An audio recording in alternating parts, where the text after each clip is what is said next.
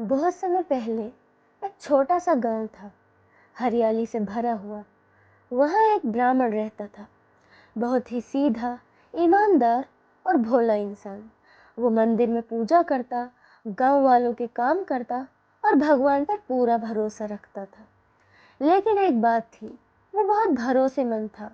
लोग जो भी कहते वो बिना सोचे समझे मान लेता था। एक दिन उसने सोचा, अब बहुत समय हो गया है, मुझे अपने घर पर भगवान के लिए एक यज्ञ कराना चाहिए। अगले दिन सुबह सुबह वो गांव के बाजार गया। वहां उसे एक सुंदर, मोटी और सफेद बकरी दिखाई दी। ब्राह्मण ने कहा, भाई, ये बकरी तो बड़ी प्यारी है, इसे मैं भगवान के यज्ञ के लिए ले जाऊंगा।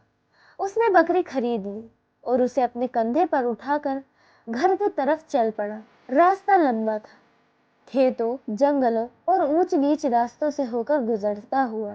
लेकिन ब्राह्मण खुश था, क्योंकि उसे लग रहा था कि वो एक अच्छा काम कर रहा। उसी रास्ते के पास 3 चालाक चोर बैठे। उनमें से एक बोला, अरे देखो, वो ब्राह्मण जा रहा है, उसके कंधे पर बकरी है। दूसरा बोला, अगर हम तीनों मिलकर कोई चाल चलें तो वो खुद ही बकरी छोड़ देगा। तीसरा बोला, हाँ चलो, उसे ऐसा भ्रम देते हैं कि वो समझ ही ना पाए कि वो क्या उठा रहा है। तीनों ने मिलकर एक चालाक योजना बनाई। ब्राह्मण शांति से चल रहा था कि तभी झाड़ियों के पीछे से पहला चोर निकला। वो बहुत हैरान होने का नाटक करने लगा। अरे ब्राह्मण जी, ये क्या कर रहे हो आप? अपने कंधे पर कुत्ता उठाकर क्यों जा रहे हो? ब्राह्मण चौंक गया। उसने कहा, कुत्ता? नहीं नहीं, ये तो बकरी है। चोर बोला, अरे नहीं, साफ साफ देखिए, ये तो कुत्ता है। क्या आपको दिखाई नहीं देता? ब्राह्मण थोड़ा परेशान हुआ, पर बोला, मुझे तो बकरी ही दिख रही है, शायद तुम गलत हो। और वह आगे बढ़ गया। थोड़ी दूर चला तो दूसरा चोर मिला। वो और भी मजाकिया अंदाज में बोला, अरे ब्राह्मण जी, आप तो बहुत अजीब आदमी हो, अपने कंधे पर मरा हुआ बछड़ा लेकर जा रहे हैं। ब्राह्मण अब सच में डर गया। क्या, मरा हुआ बछड़ा? नहीं भाई, ये तो बकरी है। चोर हंसने लगा, अरे नहीं, देखो जरा ध्यान से, बदबू आ रही है, ये तो मरा हुआ बछड़ा है। ब्राह्मण ने बकरी को नीचे रखा, देखा, लेकिन उसे बकरी ही दिखी। फिर भी उसके मन में थोड़ा थोड़ा डर बैठने लगा। अब तीसरा चोर आगे आया। वो बहुत गंभीर आवाज में बोला, ब्राह्मण जी, क्या आप ठीक हैं? ये क्या कर रहे हैं? अपने कंधे पर गधा उठाकर क्यों जा रहे हैं? अब ब्राह्मण के होश उड़ गए। गधा? सब लोग अलग अलग चीजें क्यों कह रहे हैं?